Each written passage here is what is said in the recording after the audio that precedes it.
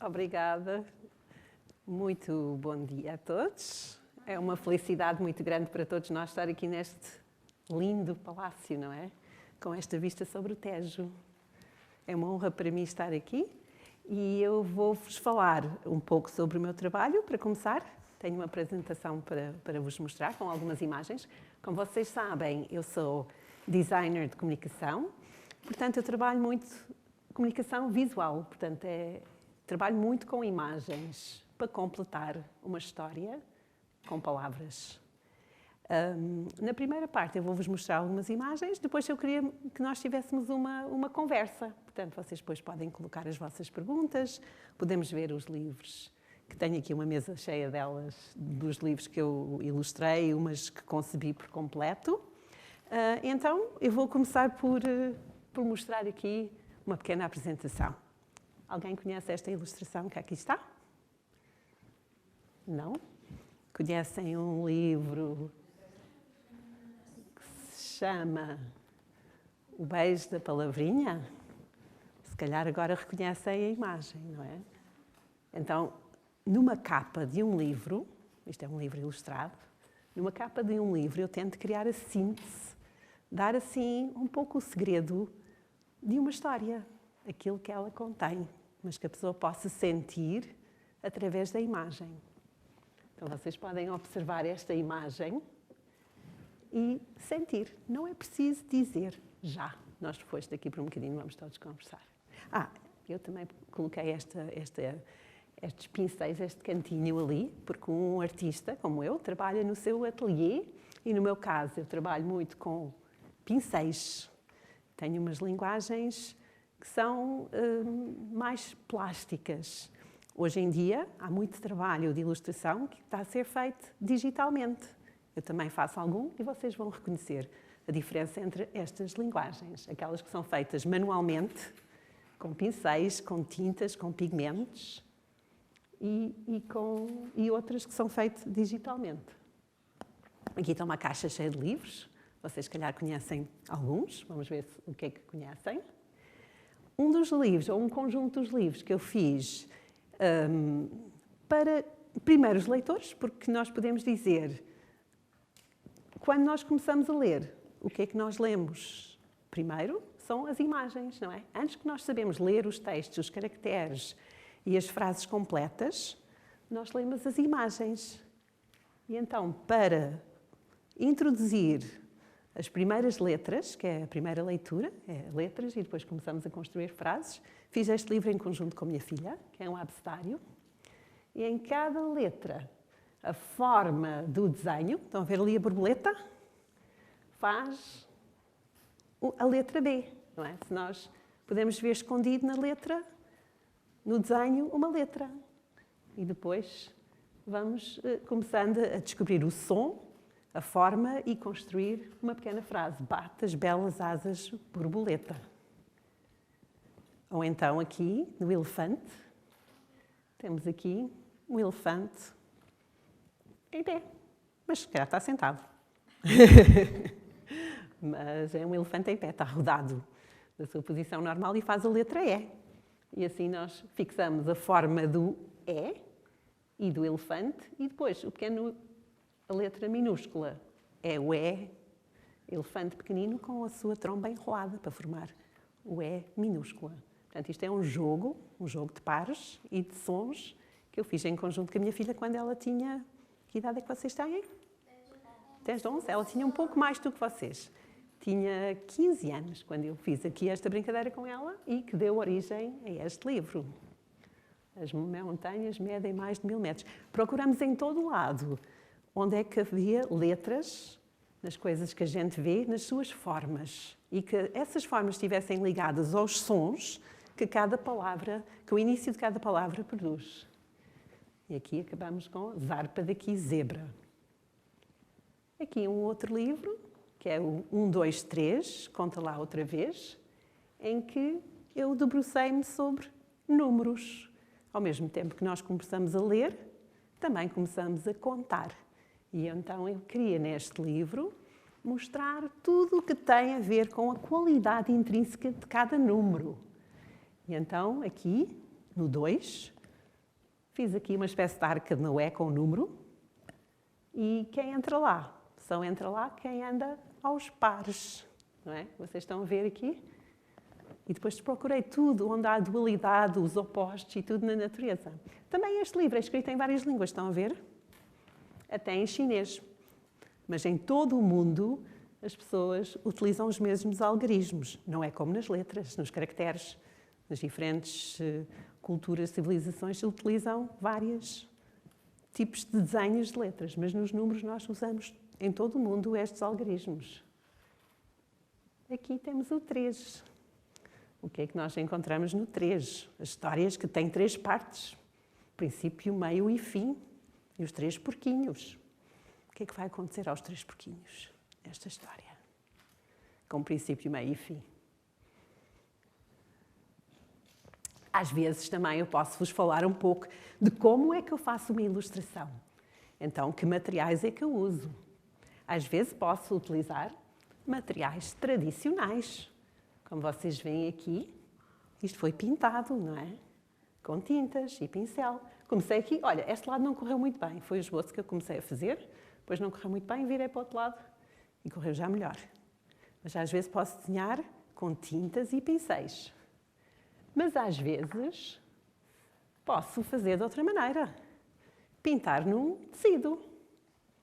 Está aqui o Martim Pescador ou o guarda-rios.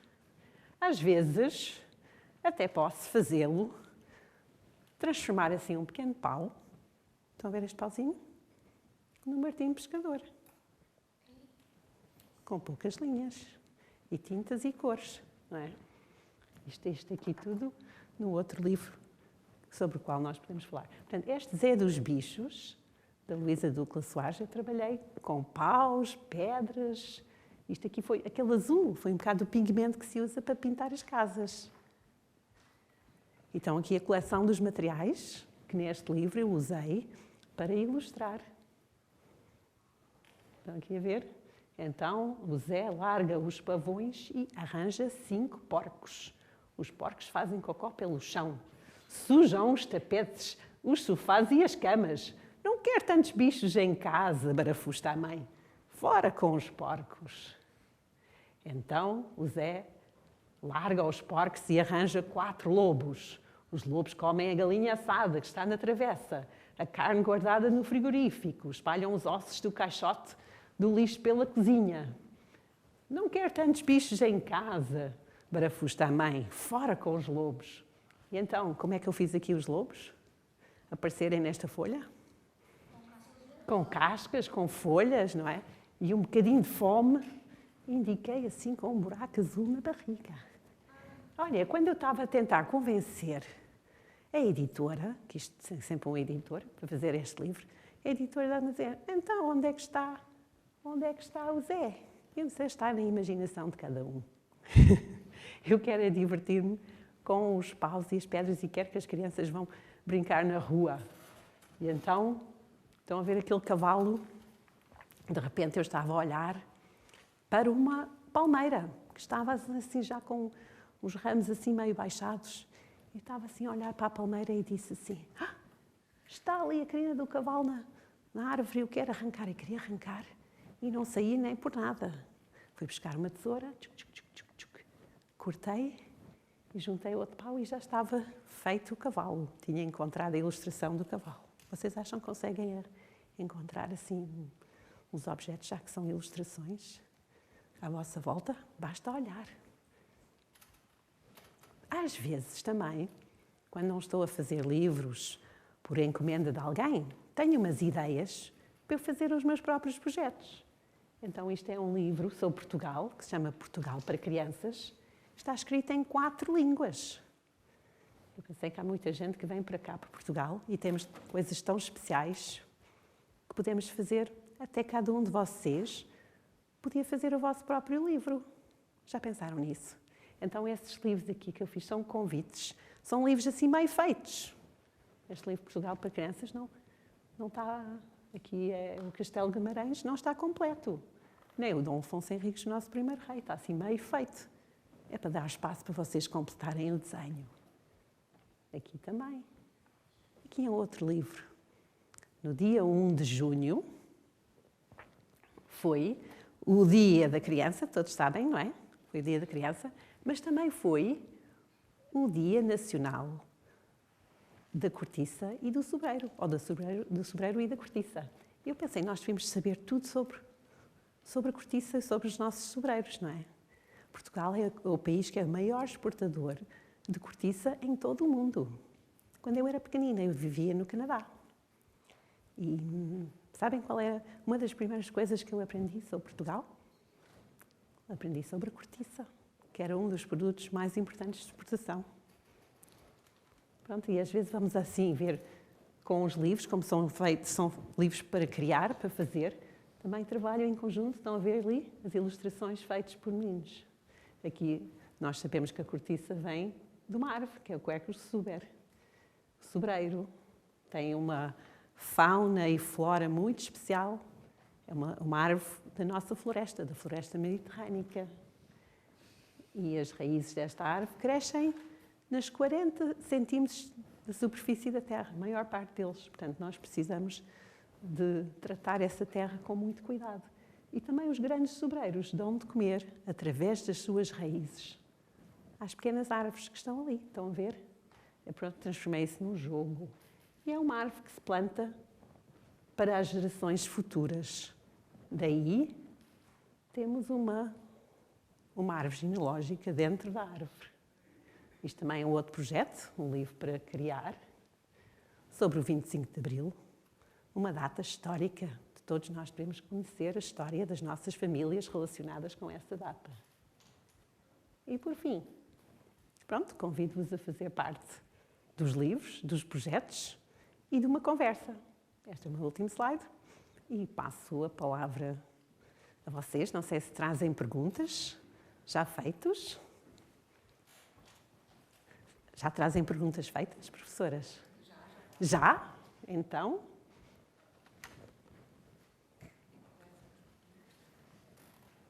Vou passar o micro a quem quer fazer uma pergunta.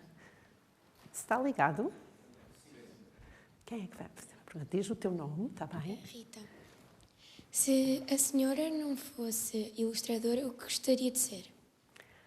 Eu gostava de ser bióloga. Ou se calhar agricultor. E tu, já sabes o que queres ser? Não. Mas olha, como eu não sou nada daquilo, eu gosto de me debruçar sobre estes temas dentro dos livros. Estás a ver? Eu vou encontrando temas que eu posso estudar que refletem esse interesse.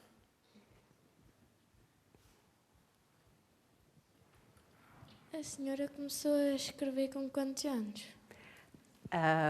Olha, é assim, eu desde pequenino, como vocês, eu sempre escrevi, eu gostei de escrever, não é? Mas o que eu mais gostava de fazer é ilustrar e, sobretudo, de mexer com cores, com tintas. Eu trouxe aqui também, pronto, para além desta ilustração, que é assim uma coisa pequenina, trouxe aqui, por exemplo, aquele 2 que vos mostrei antes, não é? Então, o que eu gostava era de mexer com cores e tintas. Quando eu era muito pequenina, às vezes a minha mãe mandava-me assim fazer a cesta. Vocês, quando eram pequeninos, também faziam a cesta? Pronto. Eu nunca gostava de fazer a cesta, como tu. E então eu ia lá para o quarto da minha mãe e dizia, olha, vai lá para o meu quarto fazer a cesta na minha cama. E então o que é que eu fazia? Abria os armários da minha mãe, que tinha assim uns lenços, de várias cores, e punha aquilo em cima da cama e disse, olha, e a minha mãe disse, não estás a dormir? Eu dizia, não, eu estou a brincar com cores. O que é que eu estava a fazer? Estava a pôr as cores umas ao lado das outras para ficarem agradáveis. Estão a ver aqui uma combinação de cores? Uma cor fria ao lado de uma cor quente. Faz um contraste, não é? Mais alguma pergunta? O que é que inspirou a começar a desenhar? O que é que me inspirou para? Começar a desenhar. Para começar a desenhar livros? Sim. Começar a desenhar de todo? Ilustrar. Para ilustrar. Olha, em cada situação há qualquer coisa que me inspira. Mas quando eu era mais nova, mais ou menos da vossa idade, não é? Uma pessoa pensa, o que é que eu vou ser? Quando for grande, vocês também estão a pensar no que é que vão seguir mais para as artes ou mais para a literatura. Eu estava muito na área literária, só que eu também gostava muito de desenhar e uma coisa que me inspirava imenso era livros. Eu tinha na minha casa uma pequena biblioteca. Vocês têm bibliotecas em casa? Colecionam livros? Compram livros? Eu tinha imensos livros, eu adorava ler, então passava assim uma diversão para mim. Para além de brincar na rua, eu gostava de estar a ler. Então isso era uma coisa que me inspirou e depois começava também a desenhar. Fiz uma formação em design, em comunicação, em arte e trabalhava com estes materiais todos que eu gosto de estar a mexer. Eu sou uma pessoa muito gosto de mexer nos materiais, na parte plástica. Não gosto muito de estar sentada à frente de um computador, por exemplo. Mas tem que ser, não é? Mas é uma posição que eu acho mais chata. Quando estou a desenhar, estou a mexer. Agora estou no meu ateliê a ilustrar um próximo livro por um escritor que se chama Miyakoto. Então estou a fazer assim uns desenhos muito grandes. Assim posso mexer o meu braço e cada vez que faço assim, sai um risco, um desenho. Não é? Eu me inspira isso.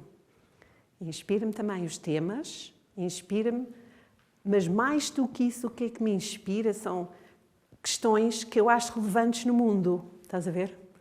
Quando eu acho que temos que fazer qualquer coisa por causa de um problema que há. Então, apetece-nos, pronto, a mim, penso assim, o que é que eu posso fazer? Posso pôr aquilo num livro e assim vou pôr todas as pessoas a pensar nesta questão. Por exemplo, das nossas florestas, não é? Vocês não ficaram preocupados com os fogos que havia o verão passado?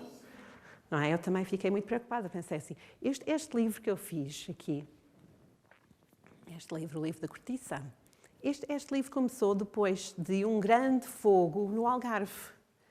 Porque eu estava a trabalhar em conjunto com esta rapariga, Joana Paz, que fez o livro comigo. Então a família dela tinha imensos sobreiros. Até mais a avó dela, que era uma senhora muito, muito, muito velha, a vida dela era como é que ganhava o dinheiro com sobreiros. E depois, quando aquilo tudo ardeu, pensamos assim, eu comecei a pensar, mas o que é que ela vai fazer, como é que vão fazer? E pensei, olha, nós temos que saber muito mais sobre o valor destas árvores e da floresta, e da nossa floresta. Todos devemos saber sobre isso, para não estarmos a desrespeitar esta natureza, não é? Assim, essa é uma coisa que me inspira. Mais conversa. Com que anos é que começou a escrever os livros? Com que idade? Olha, já foi assim um bocadinho tarde. Livros, pronto, fazia os meus próprios livros. Às vezes vocês fazem assim um livrinho. Quem tem feito um livrinho? Às vezes eu faço os meus próprios livrinhos, mas livros assim, ilustrados foi só mais a partir dos 40 anos. Qual foi o primeiro livro que a senhora ilustrou?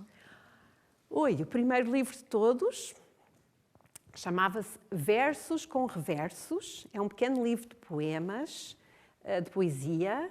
E, olha, as ilustrações, sabes como é que eram? Eram todos a preto e branco. E sabes o que é que eu gosto? O que é que tu achas que eu gosto? Cores. Então, depois saiu o livro e depois foi conversar com o editor. Ele estava todo feliz, todo contente com o livro. E depois cheguei lá e disse, olha, mas o que eu queria realmente, pronto, era fazer um trabalho a cores. E depois ele disse assim, olha, tenho aqui um livro para tu ilustrares. E li um livro que se chama Fala Bicho, que é um livro de poemas todos de animais. Vocês conhecem o Fala Bicho? Não? Podem procurar na biblioteca. Fala Bicho. E depois eu fiz um livro logo a cores. E sabem o que é que aconteceu? O livro ganhou logo um prémio. Então o meu editor ficou muito contente. Pediu-me logo mais livros. Quando você ilustra, o que é que pensa? Estou sempre... Olha, uma das primeiras coisas que uma pessoa quando ilustra, ou é mesmo antes de ilustrar, tem que investigar muito, tem que observar muito, tem que olhar muito para aquilo que está à nossa volta. Mas quando depois estou mesmo a desenhar, mesmo a ilustrar com tintas e com os pincéis, ali já não estou assim a pensar em nada, estou só a observar aquilo que eu estou a fazer. E isso é a melhor coisa, tipo não estar a pensar em grande coisa.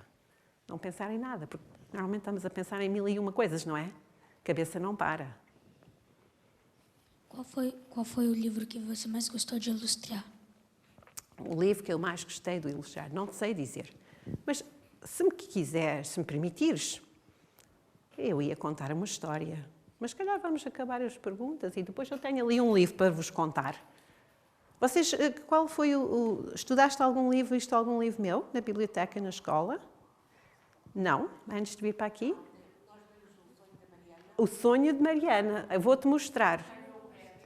Espera aí.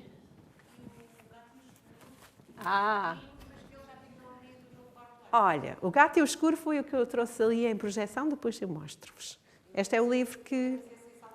Este também, sobre o ciclo da água. Se calhar não estavas a lembrar que era... Olha, está bem. Pronto, estes guarda-rios, não é? Podem procurá-lo nesse livro. Mais alguém com perguntas?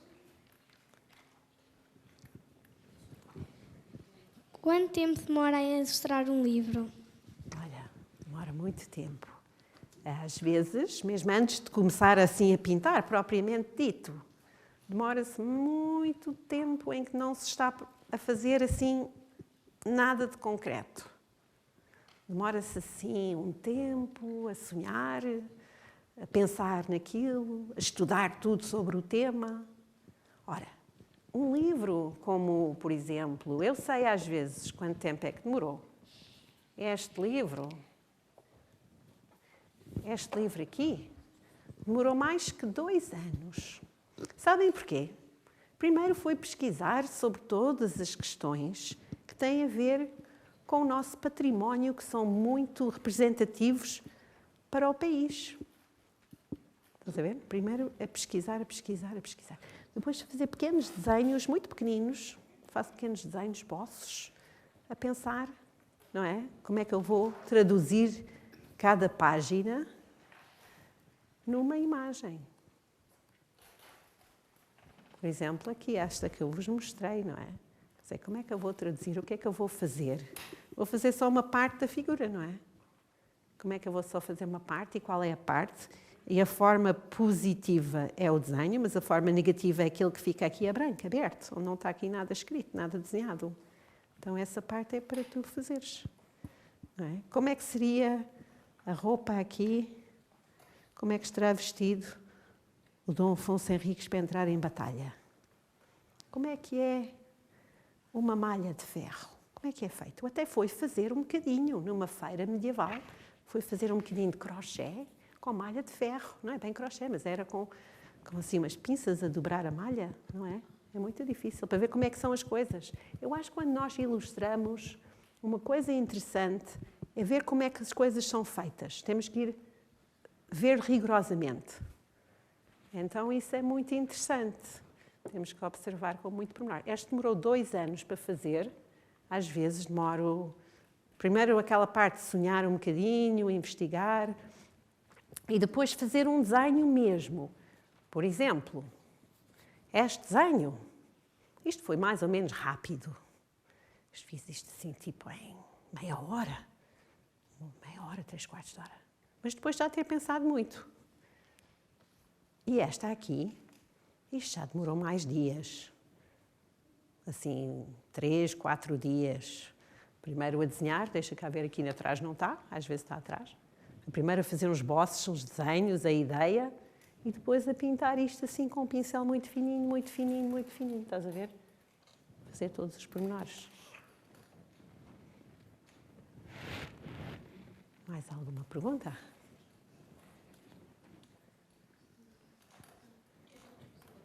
Podem ter novas perguntas. Então é assim, eu que fui uma grande animadora deste encontro aqui hoje, uma coisa, como tem origens assim tão variadas, polacas, canadianas, o que é que isso interfere assim no seu traço? Acha que interfere? Não sei, isso é o que eu gostaria de saber. E pronto. De facto, os genes polacos, os genes suíços, a formação suíça, tudo isso, pronto, deve dar assim uma mistura espetacular. Pois, eu acho que todas as coisas que nós vemos na nossa vida, as influências que nós absorvemos, de alguma maneira, não é? influenciam as nossas E agora escolhas. diga-nos o seu nome bem dito para os meninos a ouvirem. Nós tentámos, Então, olha, vou pôr aqui. ler. É muito difícil. Mas olha, eu podia me chamar, se vocês quiserem, o meu nome português. Não, este é o meu nome polaco. Danuta Wojciechowska. Ei, vocês estão muito bem. Wojciechowska. Muito bem, vocês estão perfeitos. Mas sabem que eu fui batizada com o nome Danuta Rosa. Portanto, o meu nome também é Rosa, que é da minha avó. Danuta Rosa Wojciechowska. Como o meu pai era polaco, não é? Fiquei com o nome polaco. A Danuta era o nome da namorada do meu pai antes da guerra. Vocês sabem que morreram muitas pessoas na guerra. E então, na Segunda Guerra Mundial. O meu pai era um jovem. Eu tenho este nome em honra do meu pai, eu mantenho, porque eu podia me chamar Rosa Rocha. Rocha do meu marido, Rosa do meu segundo nome. Mas eu gosto do meu nome, Danuta Wojciechowska. Quando eu fui trabalhar com o meu editor, ele perguntou-me, como é que você quer chamar-se? Sabem, quando nós adotamos um nome de escritor, de autor, pois nós temos que decidir qual é o nome que nós vamos usar, não é? Ele perguntou-me qual é o nome. Eu disse, Danuta Wojciechowska. Porque é em honra do meu pai, que é o nome do meu pai. O meu pai era um jovem de cavalaria polaca quando começou a Segunda Guerra. E ele entrou em cima de um cavalo, que era assim. Eles andavam a cavalo contra os tanques dos nazis. E, portanto, eles não duraram muito. E o meu pai foi preso e passou o resto, parte da guerra, a pensar como é que ele ia evadir-se, como é que ele ia se escapar, fazer planos. E ele conseguiu. E uma das ideias que ele tinha era vir para Portugal. Só que não conseguiu. Foi preso em Espanha. E depois foi preso em Espanha e depois passava muito mal nos campos, nas prisões, onde eles não tinham quase nada para comer. O meu pai depois inventou uma identidade para ele próprio. Disse que ele era canadiano. Inventou o nome e tudo. Depois a Cruz Vermelha Internacional foram inspecionar e levaram algumas pessoas. E ele juntou-se novamente aos aliados, mas na Inglaterra. E fez o resto da guerra, Segunda Guerra Mundial. Sabe como é que ele fez um treino? E depois era copiloto de pequenas avionetas, de mosquitos. Eram pequenas avionetas feitas em madeira, que não eram detectados pelo radar. Então, quem começou a guerra? Em cima de um cavalo. E acaba com o piloto de aviões. Não é? Pronto. É um pouco da história do meu pai. Eu mantive sempre o nome polaco em honra do meu pai.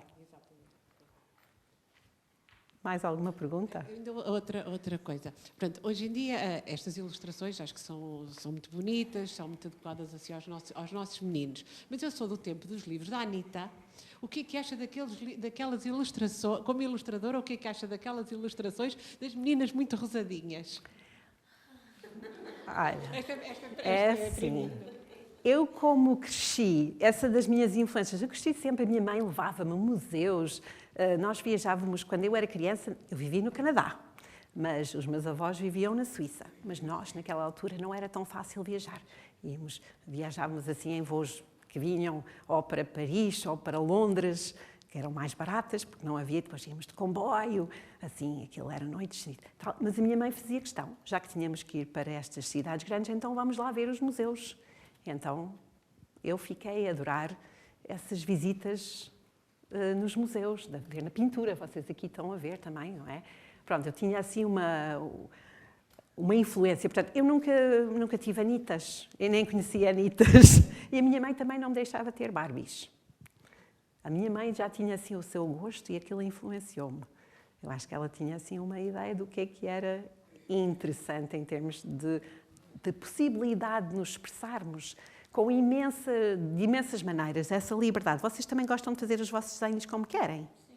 Sim, mas às vezes quando temos que fazer assim uma coisa igual ao outro, nós não gostamos, não é? Gostamos de expressar-nos à nossa maneira, com a nossa liberdade, não é? E é o que eu gosto na arte e na possibilidade de não fazer coisas tipo Anitas, é porque eu não tenho jeito nenhuma para essas Anitas. E então faço as minhas coisas à minha maneira e cada um de nós, não é? Pode fazer, pode expressar-se nas linguagens artísticas à sua maneira. E é o que mais me fascina, realmente, explorar esse espaço de liberdade que nós temos na arte, não é? Eu acho que aí estão as influências um bocadinho, não é?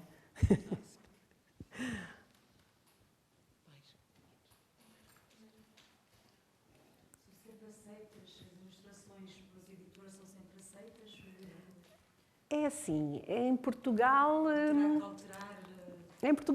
de um modo geral, quando eu comecei a ilustrar, não havia muito mercado de ilustração. Realmente, quando eu comecei, e mesmo quando eu vim para cá, agora há imensa oferta. É muito interessante o que está a acontecer hoje. Mas quando eu comecei a ilustrar, havia pouca coisa e isso também foi uma coisa boa, porque os editores davam muita liberdade.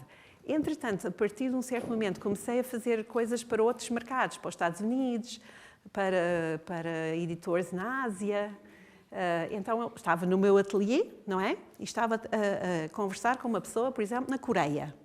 Ou estava a falar com uma pessoa em África. Ou estava a falar no meu computador, não é? Com uma pessoa do outro lado do mundo, em Nova Iorque, por exemplo, e fazer trabalhos para esses outros sítios. E aí, eles não me conheciam. Trabalhei com pessoas que eu nunca vi na vida e nunca vou ver. Só falávamos, pronto, ainda não era com imagem, era só por mensagens através da internet.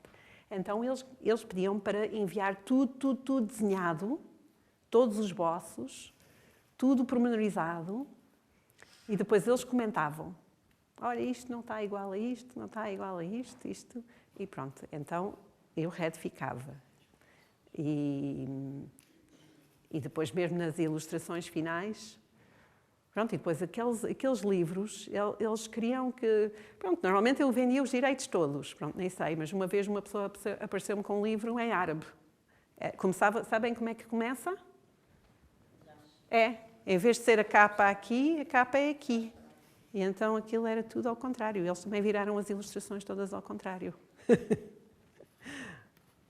Foi muito estranho.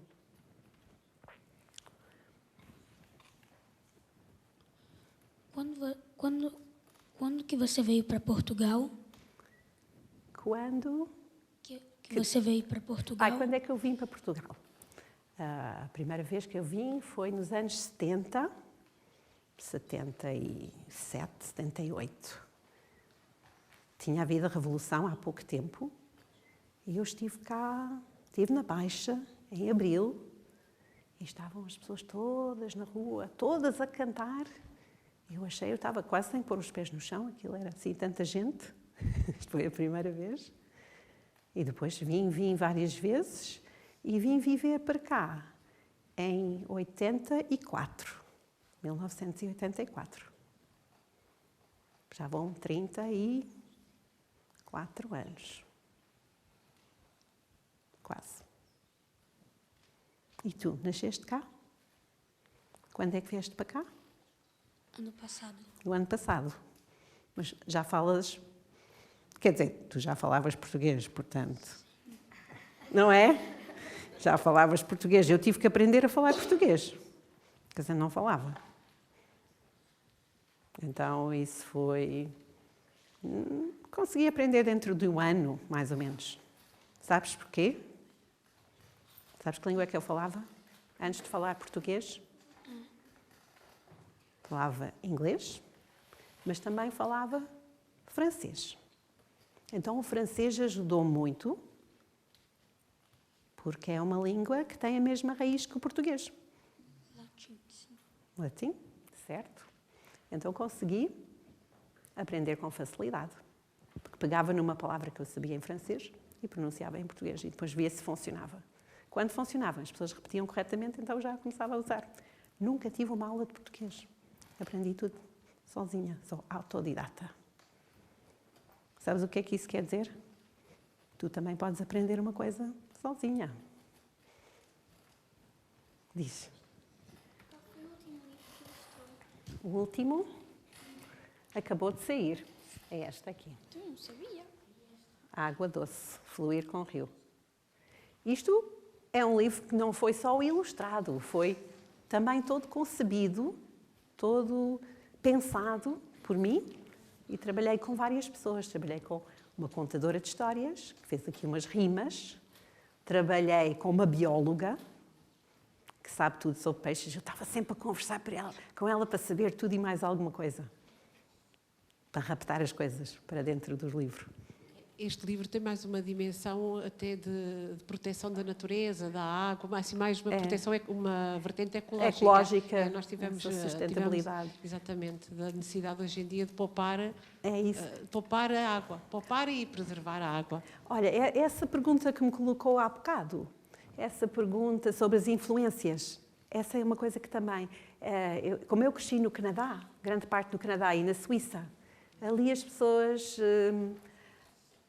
têm uma grande relação com a natureza. Na Suíça eles protegem muito.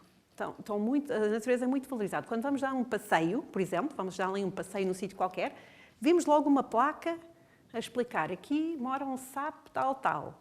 Ali, atrás de um calhau, olha, atenção que aqui é uma passagem de sapos que vão atravessar a rua porque ali há um lago. Portanto, há toda uma série de coisas. Em qualquer sítio que nós vamos, há um bocado do campo. Imagina, os campos estão todos cortados para tirar o feno, não é? Para tirar o feno. Deixam ali umas partes no meio, onde não cortam para os pássaros irem para lá, para não se estragar os ninhos, as casas deles e tudo. Há uma grande atenção. E no Canadá, a natureza é gigante, mas ali temos uma forte exposição à natureza. Pronto, é uma coisa que eu gosto da natureza e tento pôr isto assim, que eu acho que nós temos que virar. Eu acho que aqui a história não nos virou muito para a natureza, em Portugal, não é? Temos que retomar o gosto e o conhecimento das plantas e da natureza para estarmos a observar, senão tudo desaparece e nem sequer damos conta.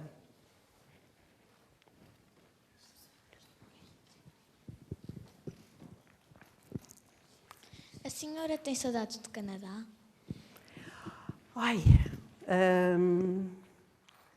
Não totalmente. Quer dizer, às vezes tenho um bocadinho de saudades da minha família ou de alguns sítios, de alguns amigos. Ou daquele espaço gigante, do espaço da natureza da floresta.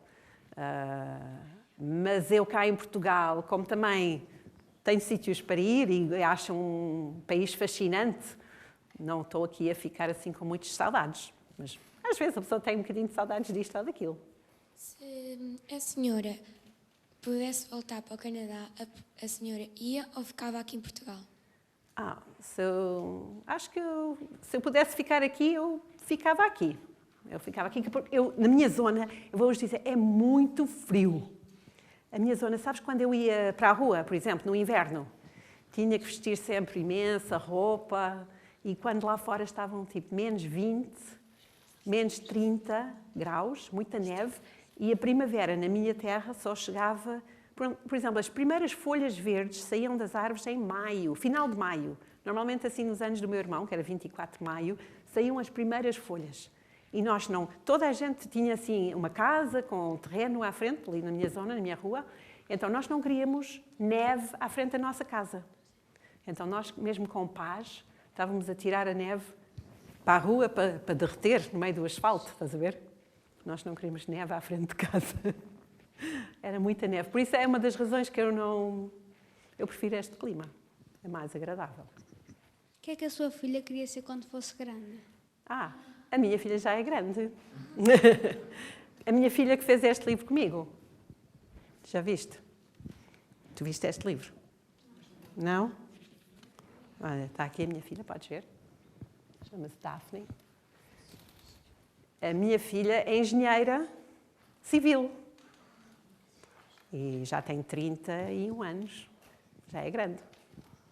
Está ali. Fez o livro comigo.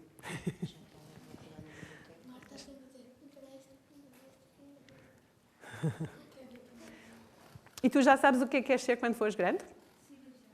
Cirurgião. Ui, isso já é assim. E porquê é que queres ser cirurgião? Para ganhar dinheiro. Vocês acham que ele vai conseguir? Tem que estudar muito. Está aqui uma pergunta. Quando fosses para Portugal, querias voltar para onde? Como é que tu dizes? Quando fosses para Portugal, querias voltar para onde? Se eu não viesse para aqui? Sim. Se eu não viesse para aqui, aí eu ia para a Suíça, que é a terra dos meus avós. Eu vou lá muito. Eu vou lá muito.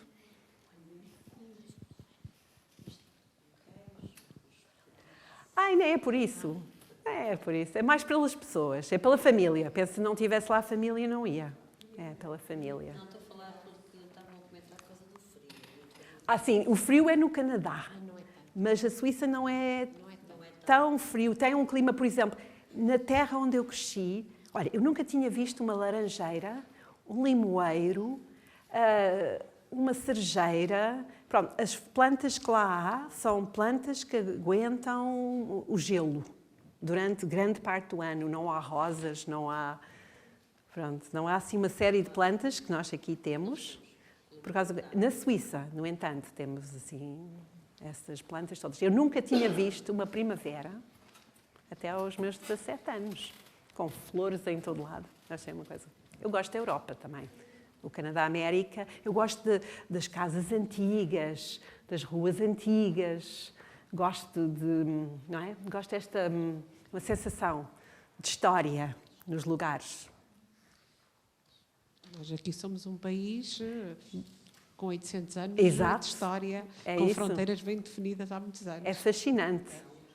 Por uma pessoa que cresci numa terra, a minha terra foi também descoberta, mas pelos franceses. Pronto, eles pensavam que aquele rio, é um rio grande, que se chama Saint Lawrence. Os descobridores franceses pensavam que aquilo era uma passagem, que eles iam atravessar aquele bocado de terra e iam chegar à Índia. Mas não era o caso. Eles descobriram a minha terra em 1630 e tal, 34.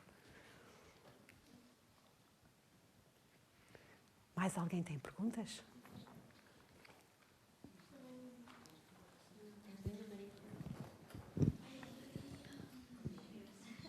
Em que rua é que a senhora vivia? Quando? No Canadá?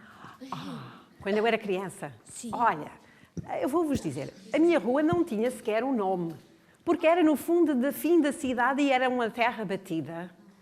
E depois é que teve nome, quando mais tarde teve nome, chamava-se Rue Deschenaux, em francês. Deschenaux. É de umas árvores. Deschenaux. Destas árvores. De uma árvore que é de chêne. A minha zona do Canadá fala francês. Vocês sabem que no Canadá fala-se inglês e francês. E a parte do Quebec foi então descoberto por esses descobridores franceses, ficou ali povoado por franceses, inicialmente. Nós, ao contrário, somos o país dos descobridores. Vocês são os... Exato.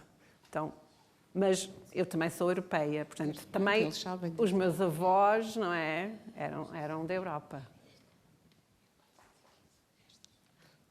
1415? Somos o país dos descobridores. A sua filha é portuguesa? Sim. A minha filha tem 3 nacionalidades. É cidadão do mundo. É canadiana, do Canadá, é suíça e é portuguesa. É portuguesa primeira, porque nasceu cá. Eu também sou portuguesa. O meu marido é português.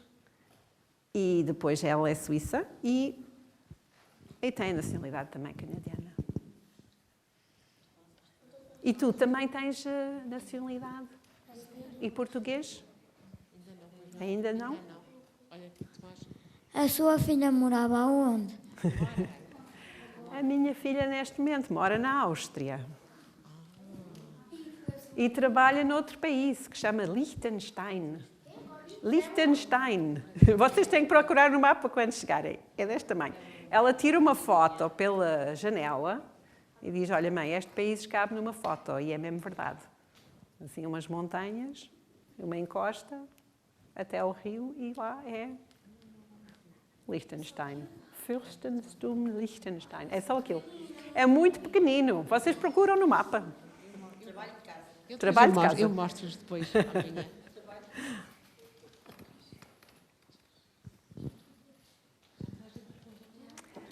Ninguém tem perguntas? Eu vou-vos contar uma história. Eu tenho ali. Espera aí, deixa-me ver se... No final, os meninos têm um poema da Sofia de Melo, O Fundo do Mar. É para ler e teria um bocadinho de flauta se não nos estivéssemos esquecidos das flautas. Ok. Portanto, é só ali do poema. Então, querem ler o... Não, ouvimos Ver primeiro. a história? Sim, sim. Mas pronto, tudo bem. Agora...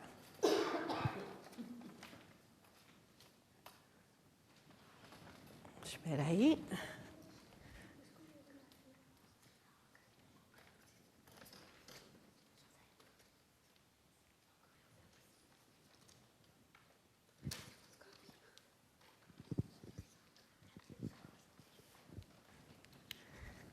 Olha, eu trouxe-vos esta história assim. Vocês, se calhar, já ouviram no livro, não é? Mas pronto, posso falar um bocadinho sobre este livro, que é a minha história preferida. Mais ou menos, posso dizer mais ou menos preferida daqueles todos que eu ilustrei. É a minha história preferida por uma razão. Porque eu acho que cada vez que eu leio a história, descubro mais significados da história. Vejam os meus filhos. O gatinho preto sentado no cimo desta história. Pois ele nem sempre foi dessa cor. Conta a mãe dele que antes tinha sido amarelo, às malhas e às pintas, tanto que lhe chamavam o pintal-gato. Diz que ficou desta aparência em totalidade negra por motivo de um susto. Vou-vos contar como aconteceu esta trespassagem de claro para escuro. O caso vos digo, não é nada claro. Aconteceu assim. O gatinho gostava de passear-se nessa linha onde o dia faz fronteira com a noite. Faz de conta o pôr do sol fosse um muro. Faz mais de conta ainda os seus pés felpudos pisassem o poente. A mãe se afligia e pedia: nunca atravessa a luz para o lado de lá. Essa era a aflição dela, que o seu menino passasse além do pôr de algum sol. O filho dizia que sim, acenava consentindo, mas fingia obediência, porque o pintal-gato chegava ao poente e espreitava do lado de lá. Os seus olhos pirilampiscavam.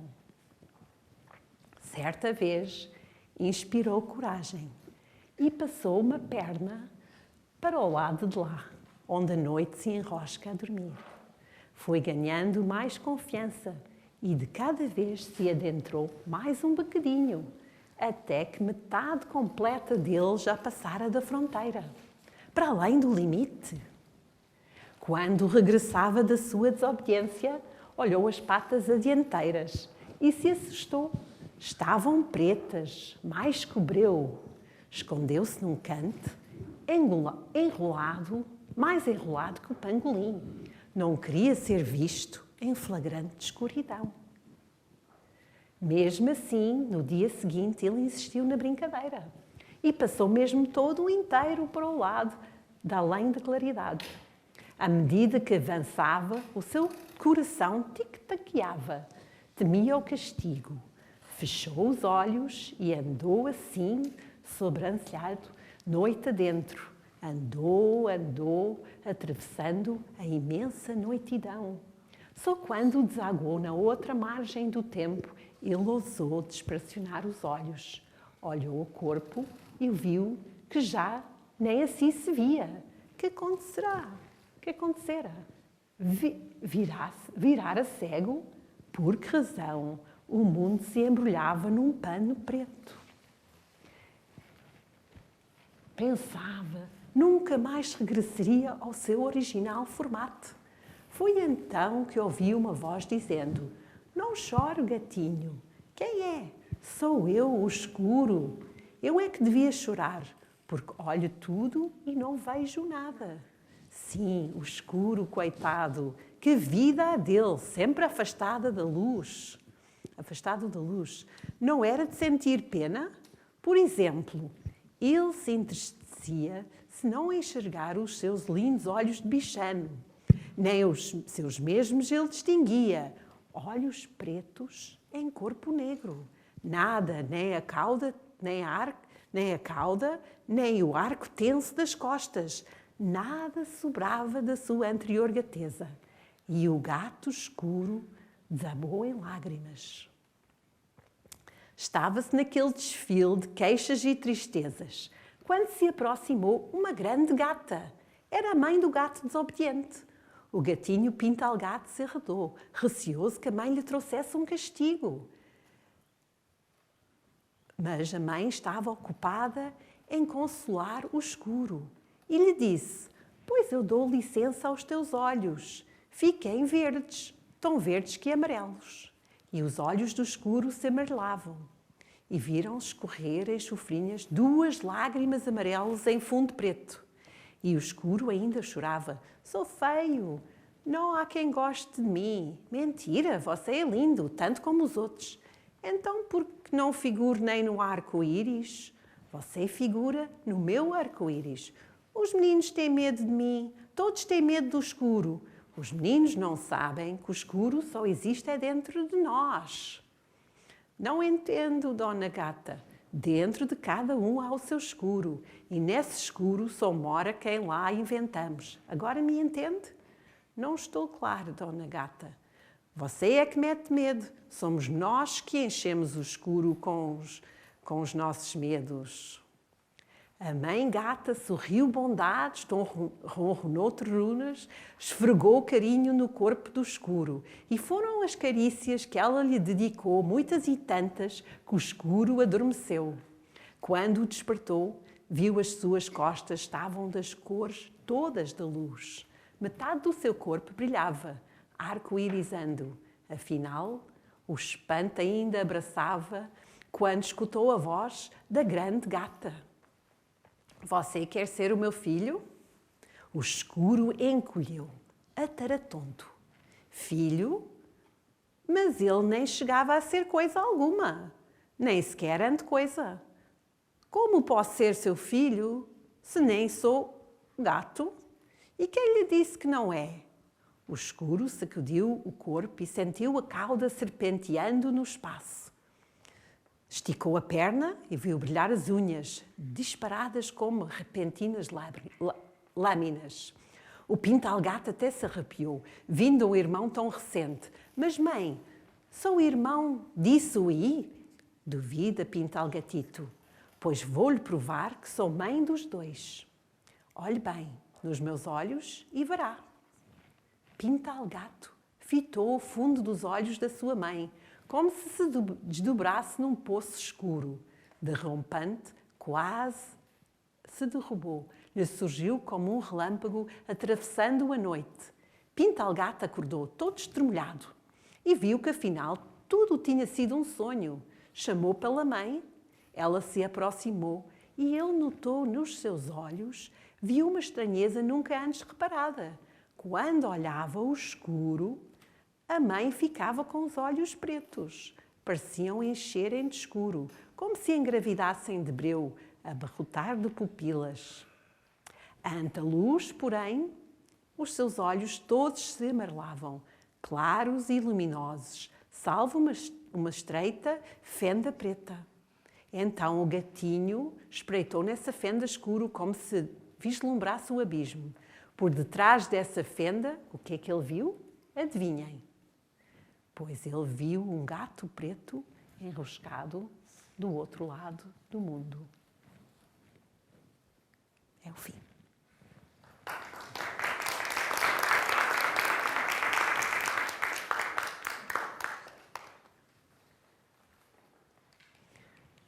Gostam desta história? Sim. Eu adoro esta parte onde ele faz isto. Está ali a dizer à mãe que vai obedecer, mas lá na cabeça dele o que é que ele está a fazer? Pois, eu gosto, na ilustração, eu posso mostrar uma coisa que está no texto, não é? E não está dito, portanto, eu pus-lhe assim as asas, criei uma metáfora, não é? Do gato. Os pintas, os olhos, não é?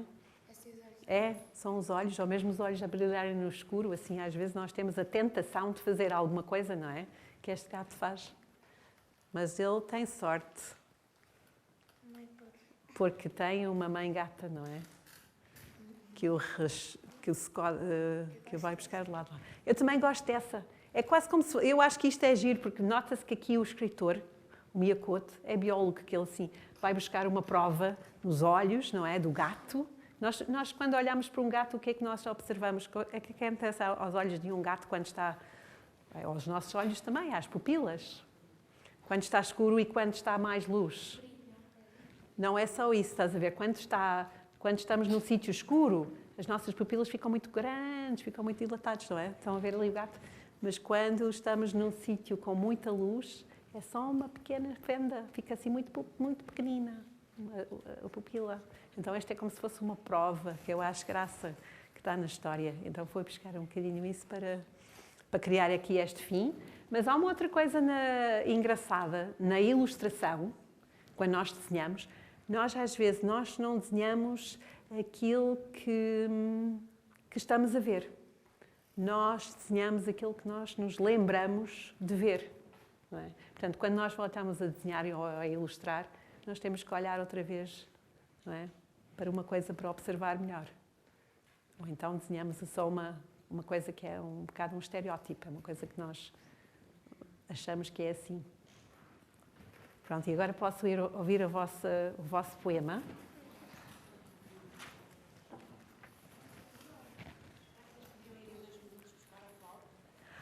Isso era bonito.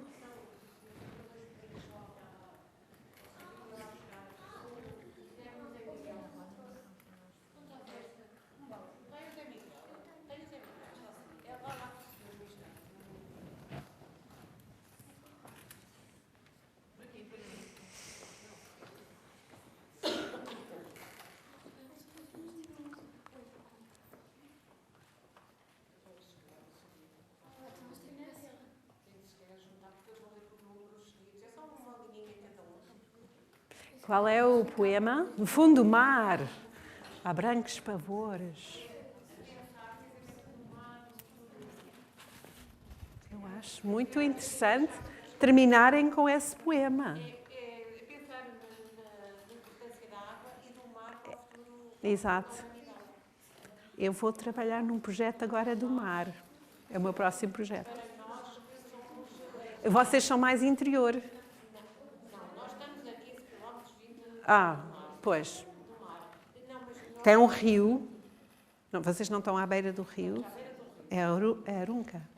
Arunca, que é afluente do Mondego.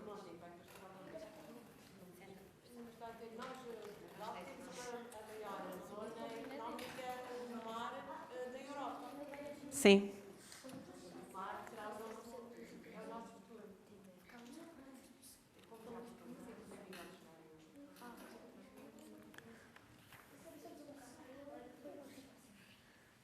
Gosto desse poema, que também já fiz aqui.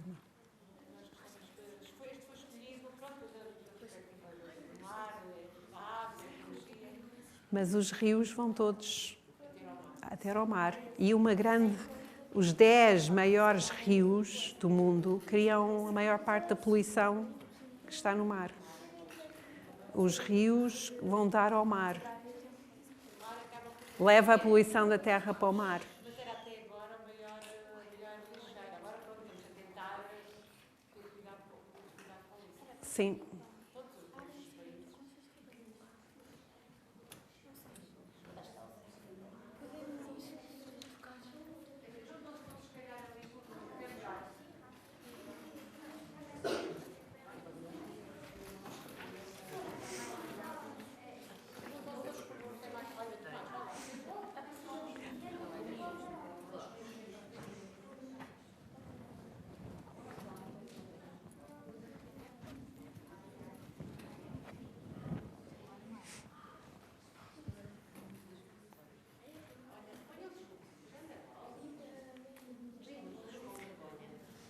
Eu posso tirar-vos uma foto.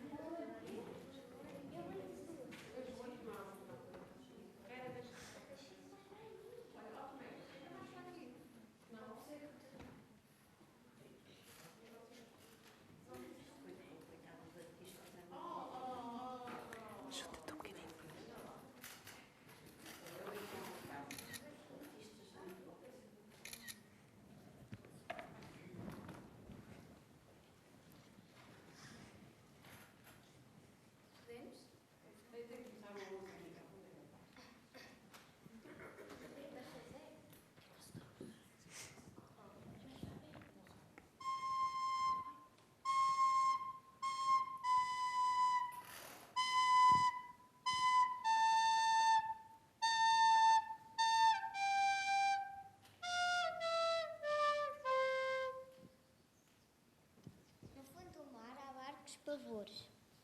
Onde as plantas são animais. E os animais são flores.